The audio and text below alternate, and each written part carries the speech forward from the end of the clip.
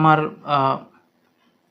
এনেকুৱা আছিল এই লেটাৰ্ছবিলাক অভাৰ দ্য টাইম কি হ'ল এক্সক্লুড হ'ল, ব্যৱহাৰ নোহোৱাৰ কাৰণে ডিছএপিয়াৰ হৈ গ'ল আৰু বাচি থাকিল আমাৰ 26টা লেটাৰ্ছ যি আজি আমি ইউজ কৰোঁ, যিটো আমি আজি ব্যৱহাৰ কৰোঁ।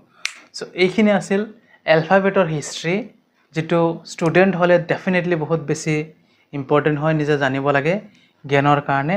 ঠিক এনেকুৱা ভিডিঅ' আমাৰ চেনেলত আহিয়ে থাকিব, গতিকে তোমালোকে চেনেলটো ছাবস্ক্ৰাইব কৰি থ'বা যাতে আগন্তুক ভিডিঅ'বিলাক তোমালোকে পাই থাকা। আৰু এই চেনেলটো ষ্টাৰ্ট কৰাৰ মুখ্য উদ্দেশ্য হৈছে যে ষ্টুডেণ্টছবিলাক যেনেকৈ ক্লাছ 9ৰ পৰা 12লৈকে state board of Assam state বোৰ্ডৰ যিকোনো টপিকৰ ওপৰত, যিকোনো পয়েট্ৰি হওক, প্ৰ'জ